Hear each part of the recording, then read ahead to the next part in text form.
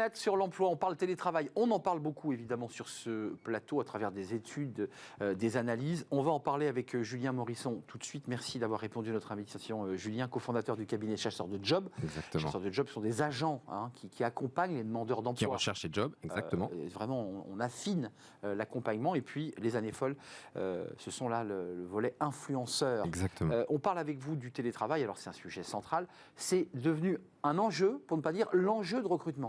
Oui, alors je dirais que, bon, ça fait un moment déjà qu'on se pose la question, mais je pense que vous n'êtes pas passé à côté d'un tweet qui a, à peu près il y a une semaine, 10 jours, d'un petit patron qui s'appelle de mémoire Elon Musk, qui a une entreprise en devenir, paraît-il, qui progresse, qui s'appelle Tesla, et qui a dit que, OK pour le télétravail, mais alors à la condition que les personnes, en tout cas les cadres, passent au moins 40 heures sur leur lieu de travail. Donc là, on s'est dit, bah, qu'est-ce qui se passe? Elon sort de ce corps, hein, toi qui es moderne et frais. Et il a, en plus, le pas été emboîté par beaucoup de GAFAM, notamment Apple, notamment Amazon, qui disaient, bah, le télétravail, c'est non, et vous revenez sur votre lieu de travail.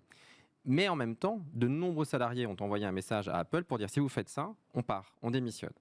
Et donc finalement, ils se sont rendus compte que le télétravail, ça ne devenait plus quelque chose qu'on pouvait mettre comme ça un peu de côté, mais qu'il fallait vraiment en faire quelque chose, et qu'on parle de pénurie de talent. On parle désormais de candidats qui sont volatiles. Et donc oui, le télétravail, ça devient un vrai enjeu. J'ai pas vu la suite. Elon Musk a donné une suite à ce tweet, parce que 40 heures, on pouvait imaginer qu'il fallait travailler 80 heures par semaine. C'était ça. Non, mais après, il y a ce message-là quand même. En fait, le message était de dire les ouvriers, ce qui n'était pas... En tout cas, il disait, les ouvriers, eux, n'ont pas l'alternative de travailler en télétravail. Et donc, naturellement, de manière à équilibrer, en termes d'équité, il faut que vous soyez au moins 40 heures. Et après, si vous voulez faire du télétravail, c'est OK, mais au moins passer 40 heures comme les ouvriers. Ça a été l'argumentaire tenu par Elon Musk. Mais ça, c'est quand même un sujet intéressant dont on ne parle pas assez, c'est la différence entre ceux qui sont en poste posté et qui n'ont pas possibilité de travailler à distance à la campagne et ceux qui... les fameux travaux pénibles. Les travaux pénibles. Concernant ce télétravail, presque la plupart, hormis ceux qui sont postés qu'on vient d'évoquer, l'ont testé ce télétravail. Oui, alors ce qui est intéressant de voir, c'est que de nombreuses entreprises, finalement, pour essayer d'être attirantes, elles ont été amenées à retravailler leur grille. On parlait notamment de métiers pénibles. On sait que l'hôtellerie a dû retravailler les grilles de rémunération pour être attractive. On sait que certains ont revu leur qualification et puis certains ont mis en place le télétravail. Et les salariés, alors on va dire que essayer, c'est l'adopter. En tout cas, une partie significative des salariés qui ont essayé le télétravail ont du mal à faire machine arrière et disent, honnêtement, essayez quand même d'y réfléchir au moins un ou 2 jours par semaine.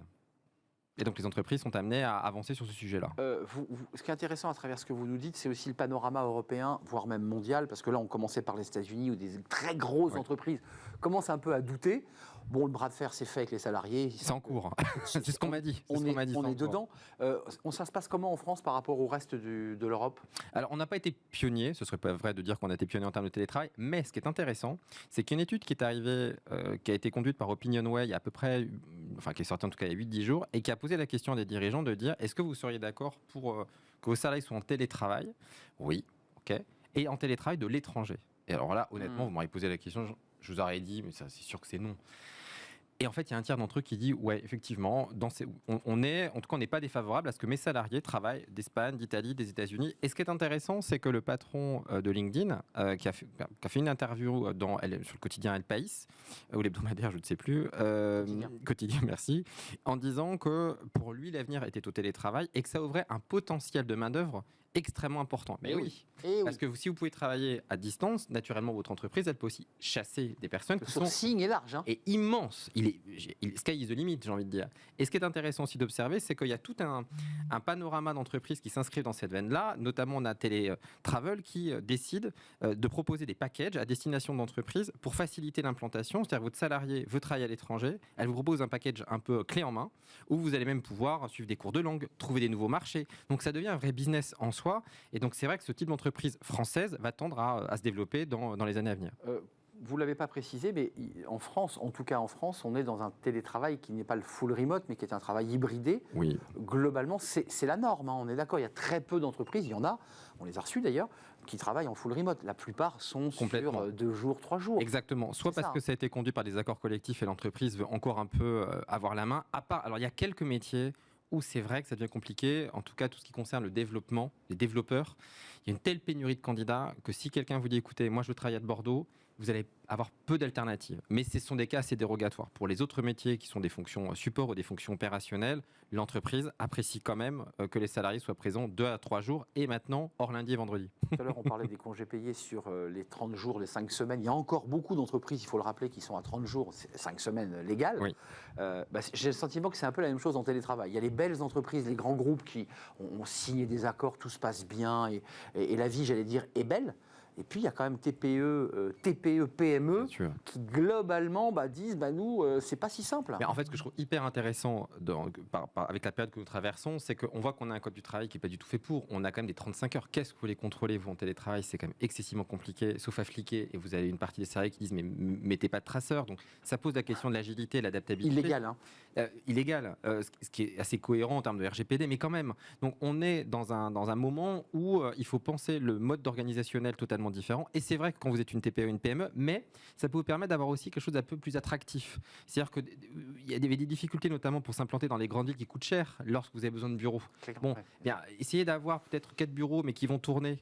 Parce qu'il y a du flex office qui se développe, plutôt devoir louer des 300-500 mètres carrés. Il faut le dire assez cash, l'entreprise, les grosses, réfléchissent aussi à reventiler leur lieu de travail, réduire leurs coûts, parce que c'est le deuxième coût après les salaires, quand même, les locations de bail. Complètement. Et elles réinventent aussi leurs espaces de travail. C'est le cas, j'ai cru voir d'Apple qui investit plus d'1 milliard d'euros, c'est des montants toujours, à Londres, où l'immobilier est pas cher, c'est bien connu, et ils ont fait des étages où vous allez avoir des moments de détente, vous allez avoir des réunions, comme si c'était des moments presque d'événementiel. Donc on voit que, un peu comme les habitations ont pu évoluer durant un siècle, bien là, les espaces de bureaux sont aussi en train d'évoluer pour donner envie aux gens de venir. Parce que la difficulté, c'est de dire aux gens, revenez chez nous, en fait. On fait des trucs super. Oui, c'est vrai. Mais il y a ce débat d'attractivité. Et aujourd'hui, quand il n'y a pas sur une fiche de poste télétravail, ça questionne.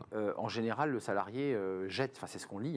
En tout cas, il va poser la question. Et ça devient... Alors, les points qu'on s'en venir, c'est quelles sont les valeurs porteurs. Donc ça, c'est OK. Et il y a aussi la partie du télétravail, c'est-à-dire quelles sont les conditions que vous allez pouvoir mettre à ma disposition. Qu'est-ce que vous vendez autour du poste, quoi. Qu'est-ce que vous mettez autour du poste qui vont me donner envie de venir pousser la porte de votre entreprise.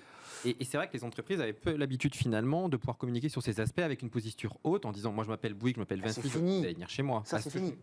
Oui. On le voit le rapport de force Tesla, ou Apple. Oui. Les salariés disent écoutez, nous on s'en va, puis Apple va s'effondrer puisqu'en fait vous avez besoin de nous pour développer, et faire avancer. Il y a encore un petit peu de temps avant qu'Apple s'effondre, mais c'est tout à fait ça, c'est de dire l'avantage concurrentiel n'est plus là. Le fait de dire uniquement un non, ça va pas suffire. Non, ça suffit plus en fait, parce que vous avez le choix. Et dans un marché mondialisé, c'est aussi ça que dit le télé. Il faut pas l'oublier.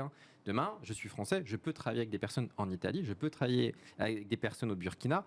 C'est ça que ça veut dire. Et l'Afrique, n'oublions pas l'Afrique. Pas du tout. Avec beaucoup d'écoles au Sénégal. Ça se énormément des écoles de développement, bien sûr, très puissantes en Afrique. Merci Julien Morisson pour cet éclairage. On va suivre un peu cette saga Elon Musk qui disrupte beaucoup dans le cadre même du rachat de Twitter d'ailleurs, qui pose pas mal de sujets sur les comptes cachés. Julien Morisson, cofondateur du cabinet Chasseur de Job et les années folles influenceurs. Merci de nous avoir rendu visite avec vos jolis bleus de chauffe.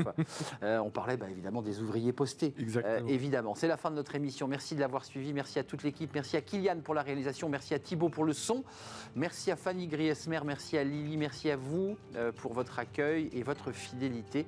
Je serai là demain, évidemment. D'ici là, portez-vous bien. Bye bye.